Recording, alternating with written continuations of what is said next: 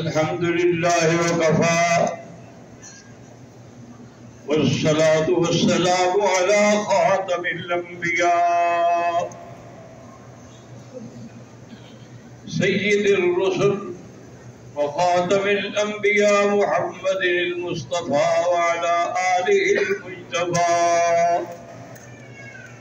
اللهم صل على سيدنا محمد النبي الأمي الهاشمي وعلى آله وأصحابه نجوم الهدى. أما بعد فقد قال الله تبارك وتعالى في القرآن المجيد والفرقان الحميد: أعوذ بالله من الشيطان الرجيم. بسم الله الرحمن الرحيم. يا أيها الذين آمنوا أطيعوا الله والرسول وأولي الأمر منكم.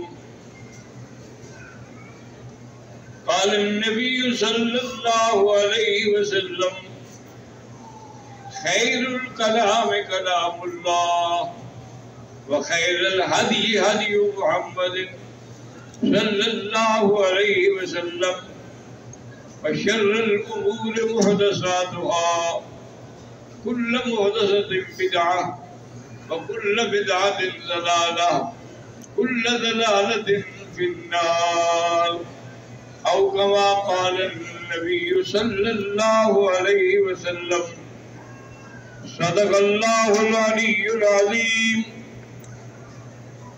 وصدق رسوله النبي الكريم، ونحن على ذلك لمن الشاهدين ومن الشاكرين، والحمد لله رب العالمين. رب اشرح لي صدري ويسر لي أمري واحلل عقدة من لساني يفقهوا قولي. برادران اسلام، ہم نے کل کے درس میں عرض کیا تھا الادلۃ الاربعہ کہ 4 دلیلیں کیا ہیں. کتاب اللہ ہے، اللہ کا قرآن ہے، سنت رسول اللہ ہے، حضور کی سنت ہے، اس کے بعد اجماع امت ہے اور اجتہاد ہے. لیکن وہ اجتہاد یا اجماع سب اللہ کے قرآن کی روشنی میں ہوں گے، ان کے مخالف نہیں ہوں گے کسی بھی شکل میں. اس لیے حدیث میں آتا ہے کہ حضرت معاذ بن جبل کو حضور صلی اللہ علیہ وسلم نے یمن کے لیے حاکم بنایا،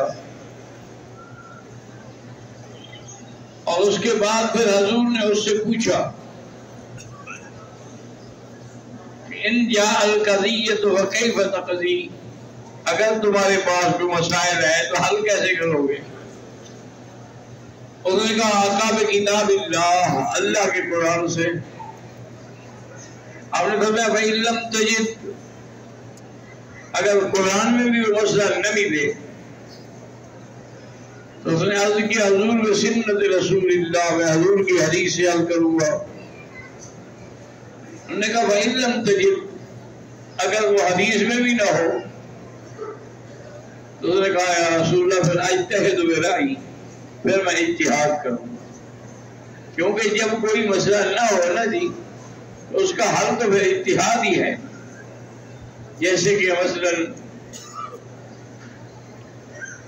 علماء نے کہا کہ اگر کوئی آدمی انجیکشن لگوائے تو کیا پھر اس کا وضو وغیرہ ہر چیز قائم رہے گی؟ اب نہ یہ مسئلہ قرآن میں ہے انجیکشن کا، نہ حدیث میں ہے. تو انہوں نے اجتہاد کیا، انہوں نے کہا ہاں بچھو اگر ڈنگ مارتا ہے وہ بھی تو ڈنگ ہوتا ہے. اسی طرح اگر ہم نے انجیکشن بھی لگوایا تو کوئی حرج نہیں، اسی پر قیاس کیا بچھو کا. اسی طرح کسی نے پوچھا کہ یہ بھینس کا دودھ جو ہے اس کے بارے میں کوئی قرآن حدیث میں آیت ہے؟ انہوں نے کہا کہ پھر ہم نے اجتہاد کیا کہ قرآن میں آیت نہیں ہے، حدیث میں نہیں ہے، تو ہم اس کو قیاس کرتے ہیں گائے پر۔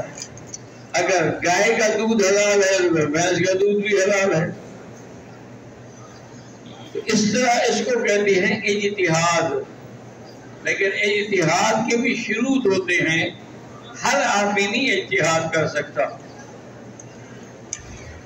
ایک عورت آئی حضور کی خدمت میں، انہوں نے کہا ہے رسول اللہ صلی اللہ علیہ وسلم، مجھے جب بھی کوئی مشکل پیش آتی ہے تو میں آپ کے پاس آ جاتی ہوں، اگر میں آؤں اور آپ نہ ہوں تو میں فاتح ابو بکر کے پاس آ۔ ایک اور روایت آئی کہ اس نے کہا کہ اگر ابو بکر بھی نہ ہو اور پھر میں فاتح عمر کے پاس آ۔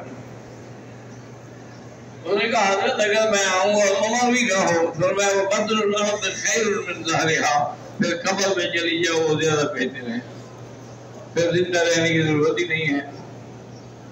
اس لیے ہمیشہ یاد رکھیں کہ ہر آدمی کو یہ اختیار نہیں ہوتا ہے کہ وہ اجتہاد کرے، ہر آدمی یہ بات نہیں کہہ سکتا، لیکن اللہ تبارک و تعالیٰ کے پیغمبر نے ہمیں ہر چیز سمجھائی ہے۔ اب دیکھیں نا، مثلا ہم نماز پڑھتے ہیں، نماز میں رکوع ہے نا، یہ قرآن میں ہے، وَرْكَعُوا مَعَ الرَّاكِعِينَ، یہ مسئلہ ہمیں قرآن سے مل گیا۔ اچھا ابھی اس میں ہم نے کیا پڑھنا ہے، یہ حدیث سے مل گیا۔ یہ تسبیحات کیا کیا پڑھنی ہے حضور نے بتایا ہے کہ رکوع میں آپ نے سبحان ربی العظیم اور سجدے میں سبحان ربی الاعلیٰ پڑھنا ہے۔ اور اس کے بعد یہ ہے کہ کیا یہ تسبیحات زور سے پڑھنی ہے یا ایسا پڑھنی ہے؟ اب نہ یہ قرآن میں ہے نہ حدیث میں ہے، تو اس پہ اجتہاد کیا گیا کہ جتنا اخفاء ہوگا اتنا زیادہ ثواب ہوگا۔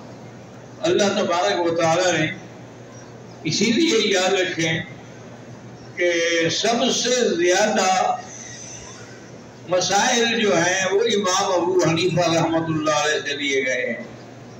اس کی وجہ ہے، ایک وجہ تو یہ ہے کہ آفتابی ہے، انہوں نے صحابہ کو دیکھا ہے، اور باقی ائمہ جو ہے سراسر وہ تابعی بھی نہیں ہے۔ اور دوسری وجہ یہ ہے کہ امام ابو حنیفہ رحمۃ اللہ علیہ نے کوئی مسئلہ خود نہیں لکھا، بلکہ آپ نے 70 علماء کو بٹھایا، ہر لغت کا، ادب کا، نحو کا، صرف کا، سب قسم کے علماء بیٹھے، ان کے سامنے مسئلہ پیش کیا جاتا اور وہ مسئلہ حل کر کے پھر امام صاحب کی خدمت میں لے آتے۔ امام صاحب جو ہیں وہ حل فرماتے، اور اگر اس میں کوئی غلطی ہوتی تو پھر لوٹا دیتے کہ بھی اس پہ اپنے یہ غلطی کی ہے۔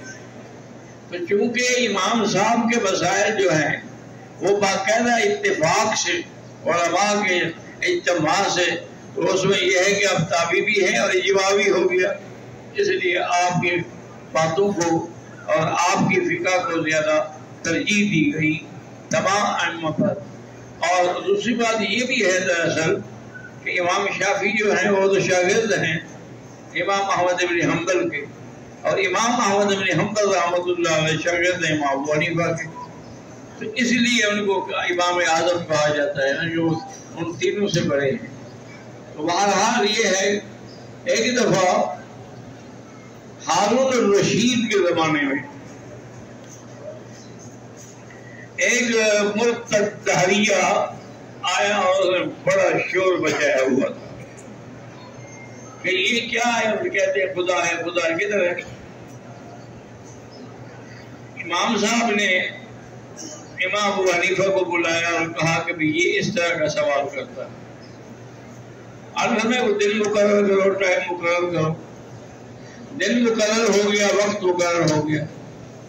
اب امام صاحب آ رہے تھے، آ سکتے تھے، لیکن آمدن آپ نے دیر کی۔ جب دیر ہو گئی تو وہ ناچنے لگا کرسی پہ، کہاں ہے تمہارا وہ امام، کہاں ہے وہ تمہارا طرف سے جواب دینے والا؟ اس کو ضرورت ہی نہیں ہوگی کہ میرے سامنے آئے۔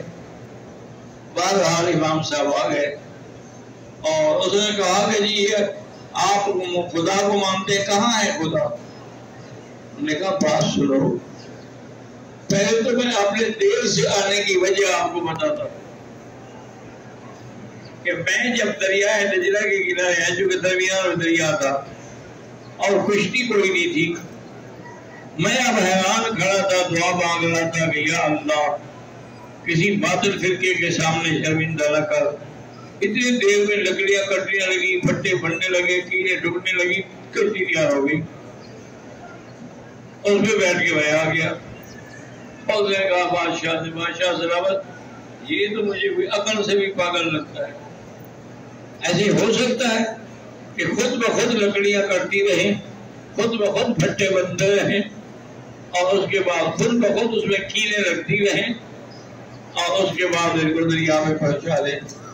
تو امام صاحب نے کہا بھی اس کو جواب، سے کہا جی جواب تو ہو گیا ہے، اب نہ مانے تو اس کا کیا علاج ہے؟ اگر ایک کشتی نہیں بن سکتی تھی، سارا عالم کیسے بن سکتا ہے خدا کے سوا؟ ایک کشتی کو بنانے کے لیے بھی آدمی چاہیے، تو اللہ کے بغیر، خدا کی قدرت کے بغیر نظام عالم کیسے چل رہا؟ اور چپ پوچھنا، اچھا یہ بتاؤ امام صاحب کہ آپ کا خدا اس وقت کدھر دیکھ رہا ہے؟ آپ نے کہا ٹھیک ہے، ایک لیمپ منگواؤ، لیمپ آ گیا، درمیان میں رکھ دیا۔ امام صاحب نے فرمایا یہ بتاؤ کہ اس کی روشنی کس طرف ہے؟ انہوں نے کہا اس کی روشنی تو ہر طرف ہے، تمہارا خدا بھی ہر طرف ہے، تو اللہ وسم وجہ اللہ، اینما تو اللہ وسم وجہ اللہ ہے۔ وہ اس نے کہا بھی اب اس کا بھی کوئی جواب نہیں ہو سکتا ہے۔ اور اس نے کہا اچھا جی ایسے ہے کہ اگر ہر طرف ہیں تو مجھے یہ بتاؤ کہ تمہارے خدا کا مقام کیا ہے؟ آپ نے فرمایا کہ بھائی چونکہ یہ سوال مخلوق کے بارے میں نہیں، خالق کے بارے میں ہے، لہٰذا تم نیچے اتر آؤ، میں ممبر پہ بیٹھ کے جواب دوں گا۔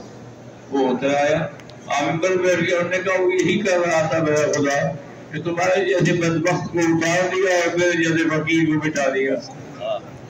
اب اس کے بعد کوئی جواب ہی نہ ہو۔ اس لیے ہمیشہ یاد رکھیں کہ اللہ تبارک و تعالیٰ کی بات کو اور آپ کے احکام کو سمجھنے کی ضرورت ہے اور اس کو پہنچانے کی بھی ضرورت ہے کہ اللہ پاک ہمیں اور آپ کو بالکل دیانت و امانت سے توفیق عطا فرمائے۔